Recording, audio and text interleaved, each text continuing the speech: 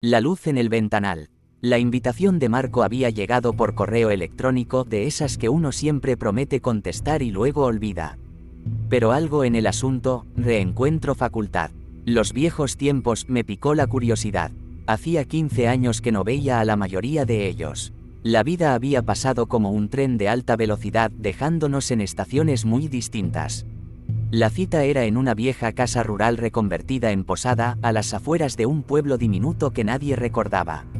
Un sitio que, según Marco, tenía carácter. Llegué el último, con la noche ya cayendo, y las luces cálidas que escapaban del ventanal principal me guiaron por el camino de grava.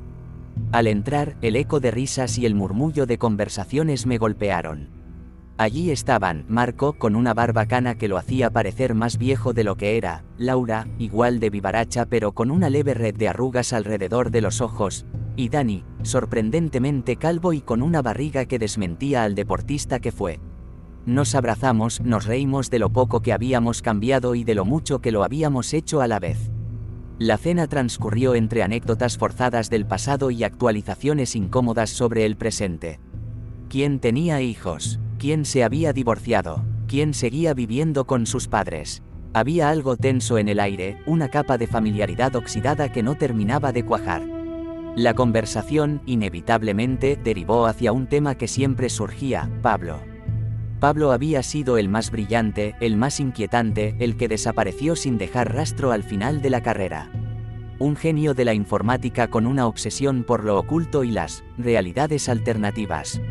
¿Alguien ha sabido algo de él?, preguntó Laura, y el silencio se hizo profundo. Nada, ni rastro, dijo Marco, moviendo la cabeza. Sus padres lo buscaron, la policía, como si se lo hubiera tragado la tierra. Era raro, añadió Dani con un escalofrío. Siempre con sus teorías sobre portales y dimensiones ocultas. De repente, un destello azulado llamó mi atención. Provenía del gran ventanal que daba al jardín trasero, un jardín oscuro y apenas iluminado por la luna creciente. Pensé que sería el reflejo de algo, una luz exterior. Pero el brillo pulsó de nuevo, más intenso, y todos lo vimos esta vez. ¿Qué es eso?, musitó Laura, su voz teñida de aprensión. El brillo azul se hizo constante, una columna luminosa y vibrante que se elevaba del centro del jardín. No era una farola, no era un reflejo. Era algo orgánico, palpitante. Marco, siempre el más racional, intentó disipar el miedo con una risa nerviosa. ¿Será un truco de luces del jardín? Oh. Su voz se apagó cuando el haz de luz se concentró y, lentamente, empezó a tomar forma. Al principio, era una silueta difusa, luego, contornos más definidos. Y entonces, con una claridad espantosa, la reconocimos. Era una figura humana, o al menos, lo que parecía serlo. Estaba de pie en el centro de la luz, pero la perspectiva era extraña, como si estuviera a la vez muy cerca y muy lejos. ¿Y su rostro? No puede ser, susurró Dani, retrocediendo y tropezando con una silla. Era Pablo, o lo que quedaba de él. Sus rasgos eran los mismos, pero su piel tenía un tono cerúleo, casi transparente, y sus ojos brillaban con la misma luz azul del ventanal, un brillo inexpresivo, como si no hubiera alma detrás.